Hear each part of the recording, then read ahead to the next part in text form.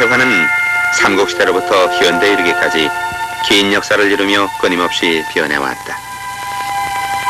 중국을 비롯한 외국 회화의 영향을 주체적이고도 선별적으로 받아들여 독자적인 양상을 형성하고 일본 회화의 발달에 종종 큰 영향을 끼치기도 했다.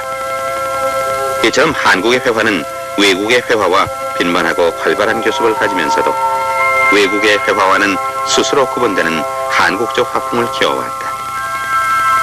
한국의 회화가 본격적으로 그려지기 시작한 것은 삼국시대 중엽인 4세기경부터이다.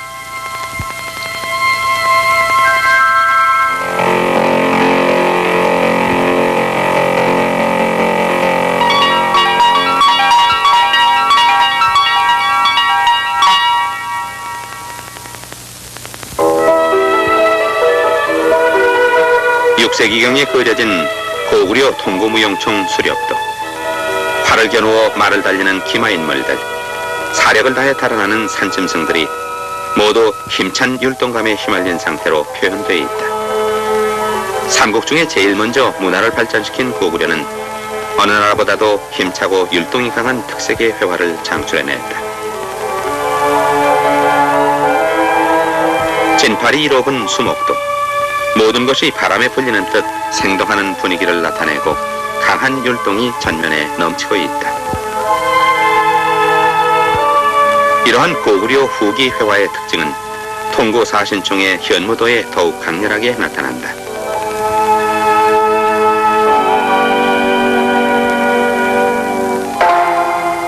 삼국 중에서 백제는 고구려의 영향을 많이 받았으면서도 그와는 달리 유연하고 느긋하며 세련된 백제 특유의 양식을 형성했다.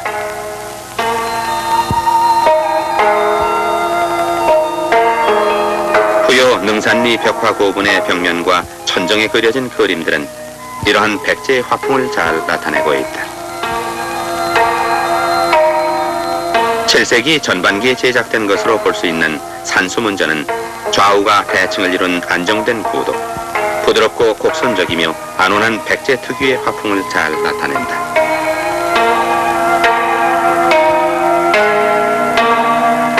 삼국시대 고신라의 회화는 경주의 천마총과 98호 고분에서 천마도를 비롯한 몇 점의 공예화가 발굴됨으로써 비로소 그 일면을 엿보게 됐다. 자작나무 껍질에 그려진 천마도는 신비로운 백마를 묘사하고 있는데 몸에 초생달 모양의 무늬가 있는 이 백마는 분명히 달리고 있는 모습이지만 동적인 고구려의 말그림보다는 어딘지 정적이며 사변적인 느낌을 강하게 풍긴다. 이처럼 상호 연관을 가지면서도 제가끔 다른 특색을 키웠던 삼국의 회화는 통일 신라시대에 이르러 하나로 통합되고 조화를 이루게 되었다. 8세기 중엽에 그려진 대방광불 화엄경 변상도를 통해 그 면모를 엿볼 수 있다. 한국의 회화는 고려시대에 이르러 훨씬 다양성을 띠며 발전했다. 어제 비장 전판화는 대자연을 배경으로 불교적인 내용을 서사시적으로 표현한 산수화 판화이다. 고려시대 미술의 일반적인 특색은 이 시대의 불교 회화에 특히 잘 나타난다. 이 시대의 불교 회화는 대단히 화려하고 정교하여 귀족적인 아취를 짙게 풍겨준다.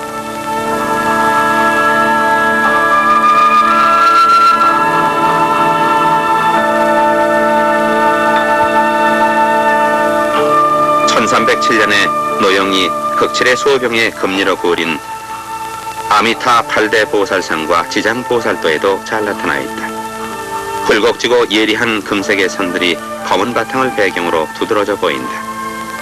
특히 지장보살도의 배경에 보이는 산들의 모습은 고려시대 산수화의 이해에 큰 도움을 준다.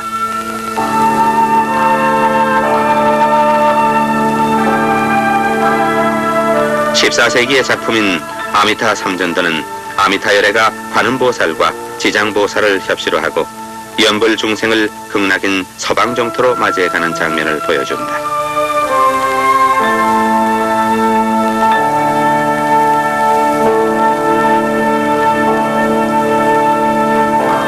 지장보살을 주전으로 하여 8명의 시중이 좌우 대칭을 이루며 배치된 지장보살도, 두건을 쓴 지장보살의 애띠고 단아한 모습, 화려하고 정교한 의습, 바람에 나복기는 듯한 옷자락들도 괄목할 만하다. 한국 회화사상 회화가 가장 발전했던 때는 조선 왕조 시대라 하겠다.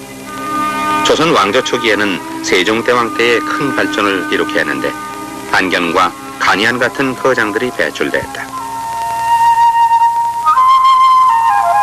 안견의 화풍은 1447년에 제작된 몽유도원도에 잘 나타나 있다. 안평대군이 꿈속에 본 도원을 그린 것으로 왼편에서부터 오른편으로 전개돼 점차로 상승하면서 웅장감을 이루고 있다.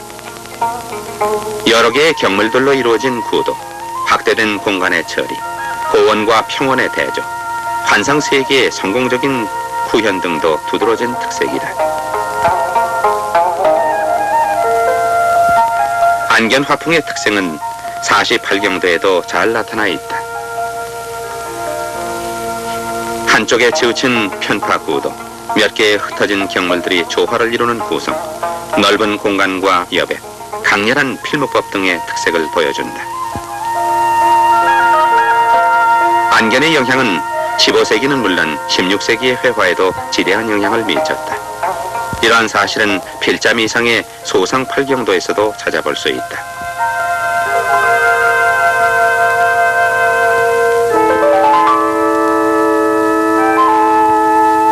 또 양평손의 산수도에서도 안견의 영향을 쉽게 확인할 수 있다. 안견과 그의 추종자들이 주로 웅장한 자연의 묘사에 역점을 두었던 데 반해 강희안과 그의 추종자들은 인물 중심의 그림을 즐겨 그렸다.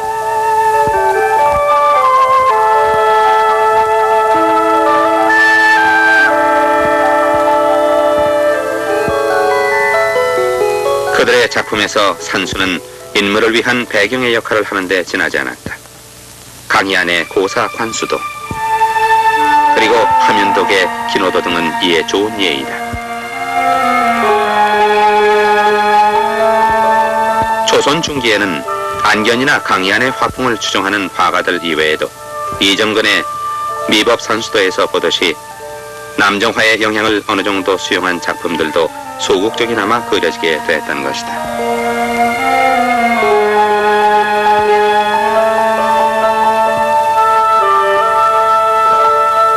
이정의 산수화첩에서도 그 예를 볼 수 있다.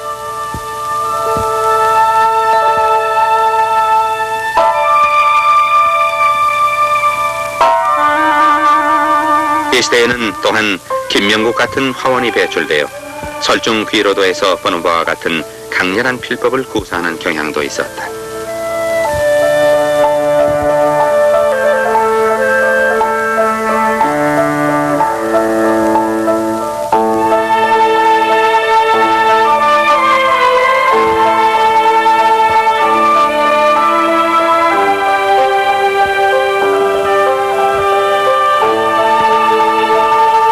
뿐만 아니라 한시각의 복색 선원도처럼 조종의 각종 행사를 묘사한 작품들도 초기에 이어 빈번하게 제작됐다.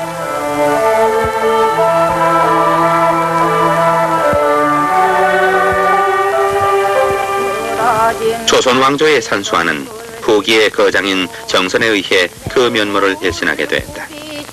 그의 금강전도를 보면 독자적인 화풍의 면모를 볼 수 있으며 극히 사실적이면서도 한국적 특징이 물씬 풍긴다.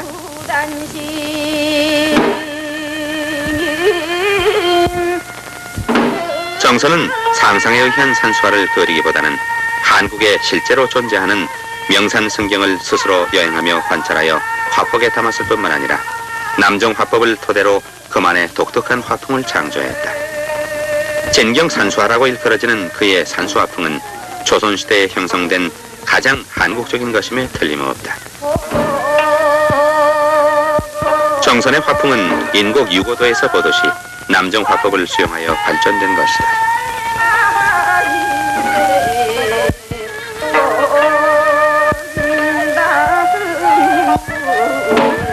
그의 만복동도나 인왕제색도를 보면 대자연의 모습을 한눈에 조감한 구도, 개성화된 준법, 농담이 강한 필문법, 안온한 설제법 등이 두드러지게 나타난다. 이러한 정선의 진경산수 화풍은 화원들 사이에서 폭넓게 추정되었으며 일부의 문인 화가들에게도 영향을 미치게 되었던 것이다. 김석신의 도봉도도 그 일례이다.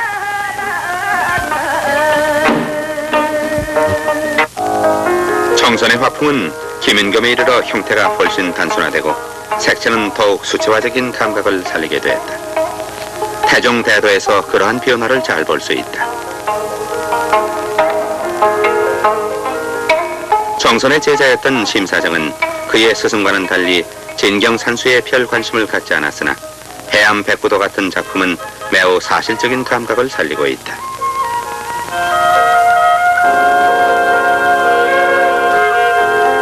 (18세기에는) 김홍도와 이인문 같은 산수화의 대가들이 배출됐는데 김홍도의 소림명월도에서는 낭만적인 운치를 엿볼 수 있다.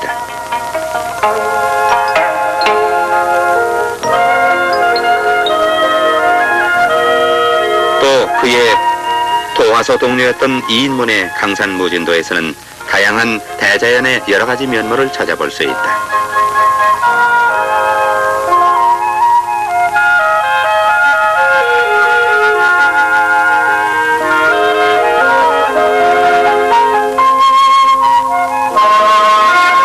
조선 후기에는 강세황, 이인상 같은 깔끔하고 격조 높은 문인 화가들이 나와 새로운 경지를 개척했다. 강세황의 영통동구도나 백석담도에서는 그의 활달하고 대담하며 아마추어적인 면모를 엿볼 수 있다. 바위의 처리에는 서양의 명암법을 수용한 듯한 흔적이 엿보인다.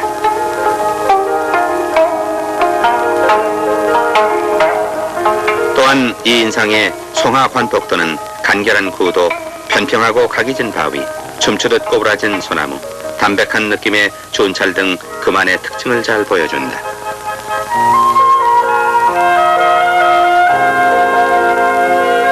이유신의 행정추상도는 부드럽고 자연스러운 필지로 형상을 소략하게 표현하여 보는 이로 하여금 부담 없이 느끼는 수수한 멋을 보여준다.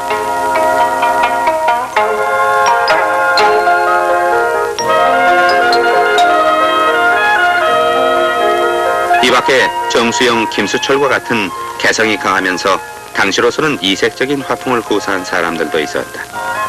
단순화된 형태, 참신한 색채, 시적인 분위기 등은 모두 주목되는 특색들이다.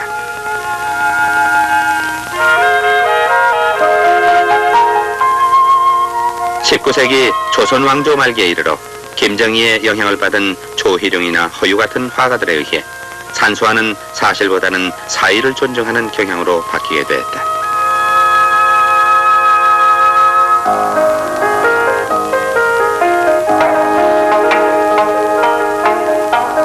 조희룡의 매화서옥도는 눈송이처럼 피어있는 매화꽃과 소옥을 그리고 있는데 먹색과 담체가 조화를 이루고 있고 서예적인 필체로 찍은 점들이 어울려 강렬한 개성을 드러내고 있다.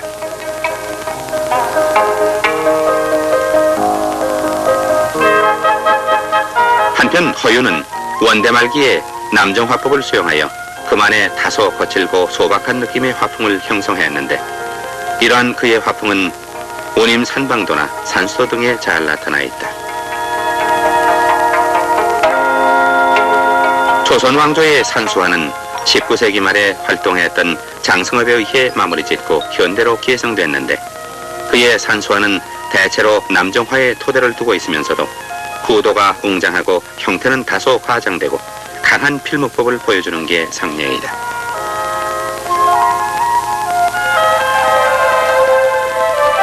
조선 왕조 시대에는 산수화와 더불어 인물화가 크게 발달했다. 김명국의 달마도는 힘차고 간결한 필지로 대담하게 처리되어 있으면서도 고도로 응결된 달마의 정신세계를 꿰뚫고 있다.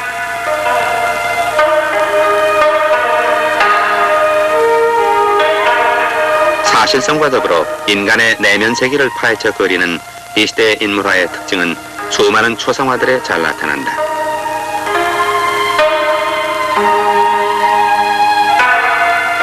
얼굴만을 표현한 윤도서의 자화상.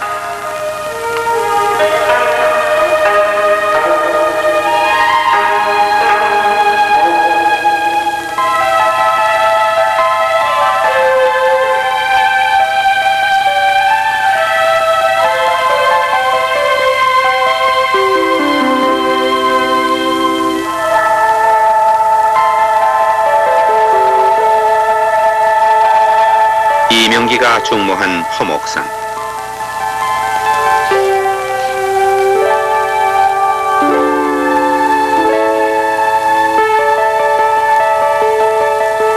필자미상의 송시열 초상.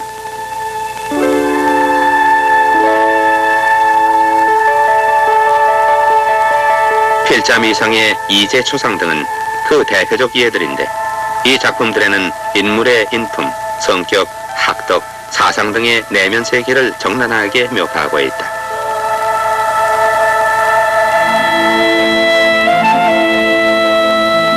(18세기) 조선 왕조 후기에 이르러 풍속 인물화가 크게 꽃피었다. 김홍도와 신윤복에 의해 주도된 이러한 경향은 당시의 한국인들의 생활상을 예리하게 관찰하고 재미있는 장면을 포착하여 해학적으로 표현하는 특징을 지니고 있다.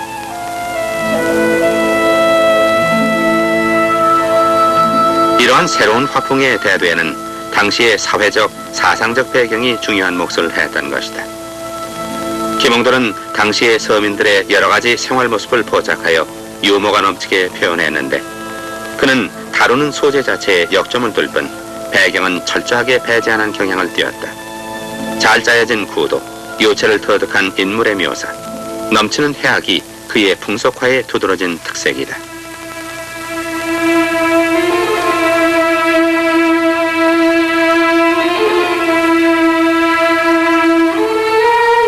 이러한 그의 풍속 화풍은 김덕신에게 계승되어 타적도와 같은 작품을 낳게 했다.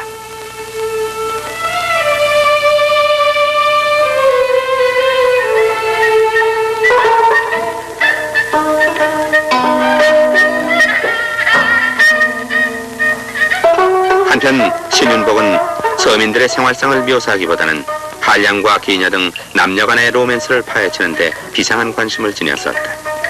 이 때문에 그는 배경을 매우 중요하게 다루었고 유연한 필선과 아름다운 채색을 주로 구사하게 되었던 것으로 보인다. 그의 작품들에게는 낭만주의적 경향이 짙게 풍긴다. 그는 아무도 할 수 없었던 새로운 회화 세계를 개척했던 것이다.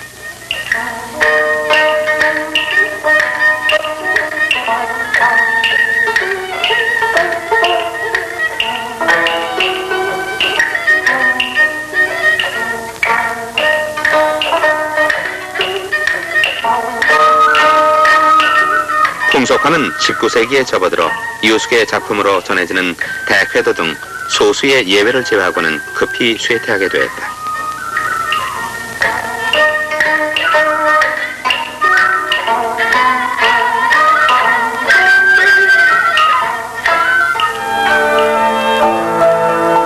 조선 왕조 시대에는 동물화에서도 색다른 특징을 이룩해 했다. 조선 초기 이암의 화조 구자도나 목연도 등은 이 시대 동물화의 일면을 잘 보여준다. 강아지를 주로 그렸던 이암은 화조를 배경에 그려놓고 전경의 주제인 강아지를 묘사하는 게 상례인데, 평화로운 분위기, 때묻지 않은 강아지들의 천연스러움이 그의 화면에 그득함을 엿볼 수 있다.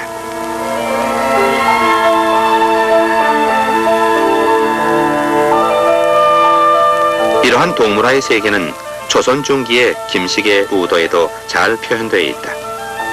소의 달무리진 눈매, 초생딸을 이어놓은 듯한 뿔, X자 모양의 콧등, 지롤 같은 점선으로 굴곡진 등줄기, 음영으로 묘사된 퉁퉁한 몸매, 그리고 그들의 무대가 되고 있는 간이라고 애잔한 느낌의 산수 등이 잘 어울려 독특한 미의 세계를 이룬다.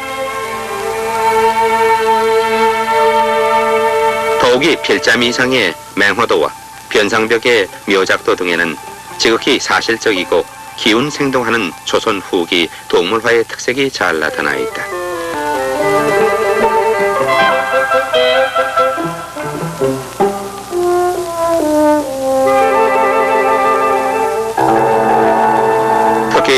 고양이와 닭을 전문으로 그린 변상벽의 작품에는 예리한 관찰과 정확한 묘사가 두드러지게 엿보인다.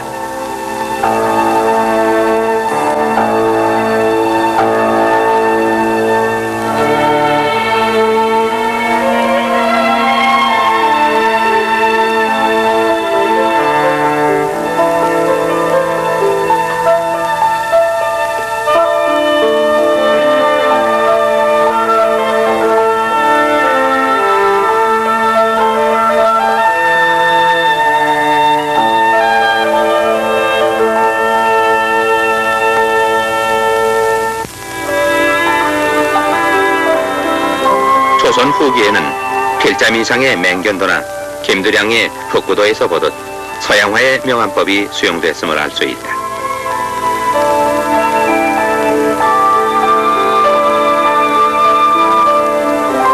그러나 이 시대의 동물화에서 특히 공통적으로 주목되는 것은 동물들의 생동하는 정신 상태를 정확하게 묘사한 것이라 하겠다.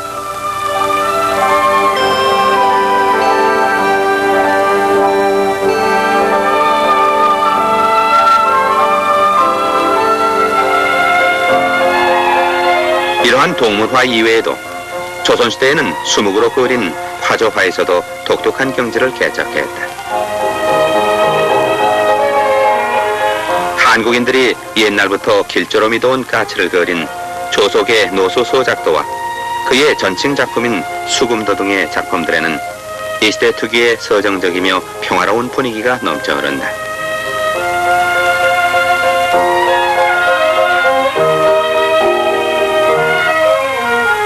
이러한 특징은 그의 아들인 조지훈의 매상 숙조도 등에서도 간취된다. 매화가지와 대나무가 반원을 그으며 이룬 공간 속에 새를 배치한 구성이나 간결한 필치가 두드러져 보인다.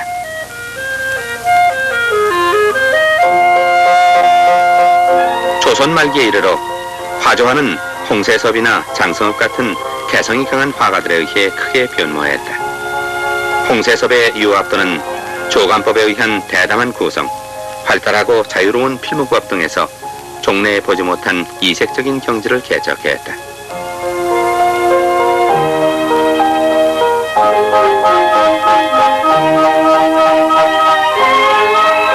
장승업도 호치도에서 보듯이 강렬한 묵법, 자유분방한 필법, 특이한 채색을 구사하여 살아있는 매의 모습을 적나라하게 묘사했다.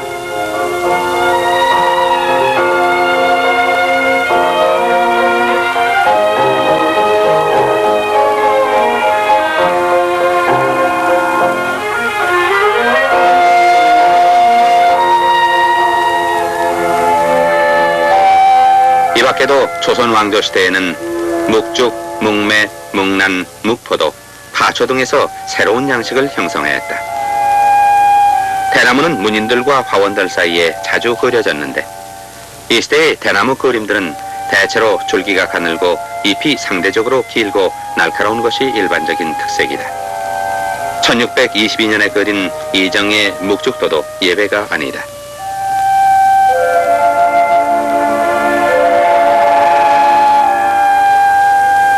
어몽룡의 월매도도 17세기 조선 중기 매화 그림의 특색을 잘 보여준다. 부러진 굵은 가지와 새 가지가 수직으로 조화를 이룬 구도나 몰골법을 써서 비백처럼 표현한 매화나무의 묘사, 점을 가해 액센트 효과를 낸 기법 등이 모두 주목을 끈다.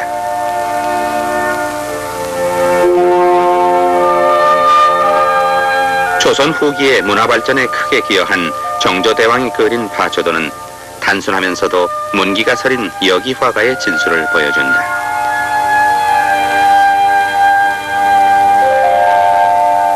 이처럼 조선시대에는 산수, 인물, 영모, 화조, 사군자 등 다방면에 걸쳐 한국적인 정취가 짙게 풍기는 독자적인 화풍을 발전시켰던 것이다.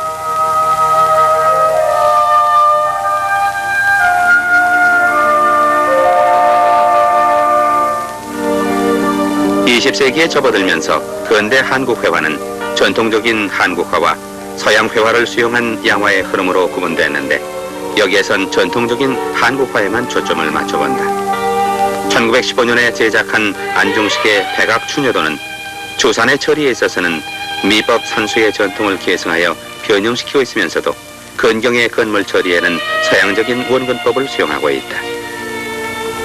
반면 그보다 2년 전에 그려진 도원문진도는 과장된 형태와 장식적 색채 등을 특색으로 보여주어 조선 말기 장승업 화풍과의 연관성을 나타낸다.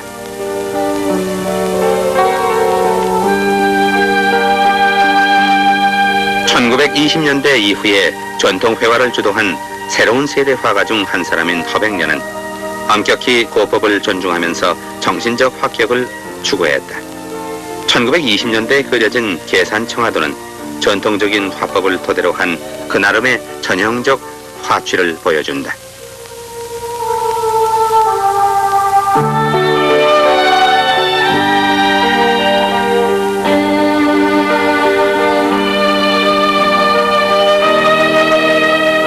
김은호는 허백년과는 달리 꼼꼼하고 채색을 즐겨 쓰는 인물화에 보다 깊은 관심을 지니고 활동했다. 1939년에 그린 춘향상은 이러한 화풍을 보여주는 그의 대표적인 작품이다.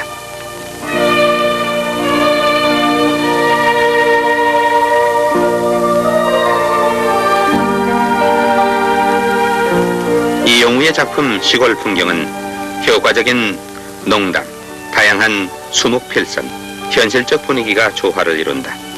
이 사실적인 풍경은 그의 새로운 회화의식을 반영하고 있다.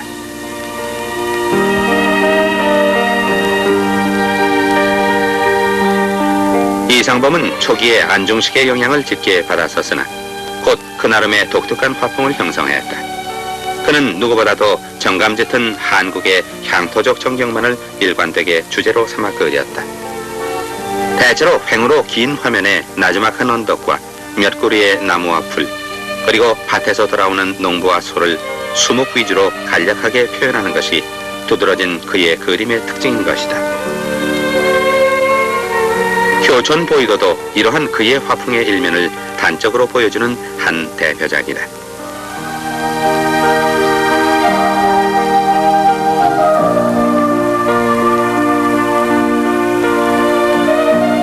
노수연의 계산 정취도. 노수연은 이상범과 더불어 안중식과 조석진의 영향을 바탕으로 새로운 한국화의 전개를 다양하게 한 또 한 사람의 뚜렷한 화가이다.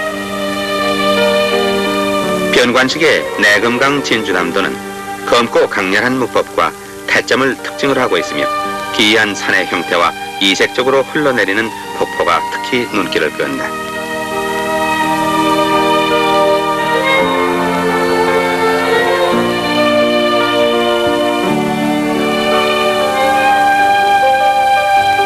오늘의 전통적 한국화는 팽배한 서양화의 물결 속에 새로운 창조를 위해 진통을 겪고 있다. 현대 원로 화가의 한 사람인 김기창도 이러한 한국 현대화의 경향을 대표하는 화가라고 할 수 있다. 그는 전통적 수묵화와 현대적 채색화, 현대적 비구상 계통의 회화에 있어서 끊임없는 실험을 계속하고 있다.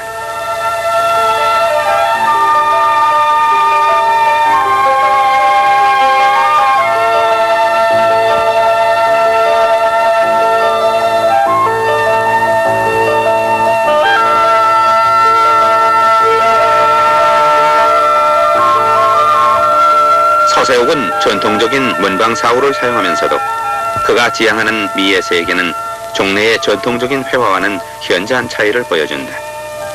그는 형태를 극도로 단순화하여 추상화하거나 이러한 단순한 형태를 반복적으로 연결시킴으로써 새로운 현대적 화풍을 창출하려고 노력하고 있다.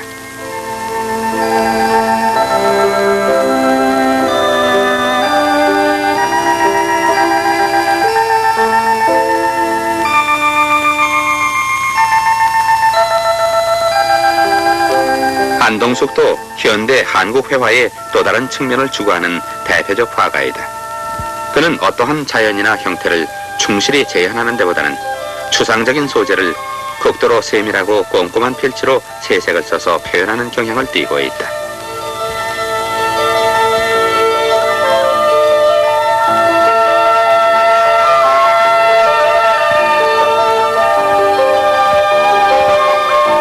대학에서 학생들의 회화 교육을 지도하고 있는 송순남 교수.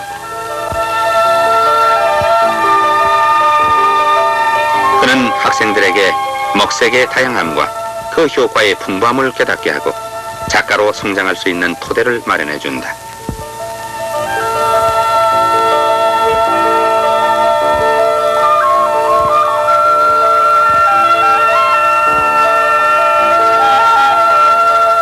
한국의 회화는 삼국시대부터 현대에 이르기까지 1600여 년의 긴 역사를 이으며 계속 변화해 왔다.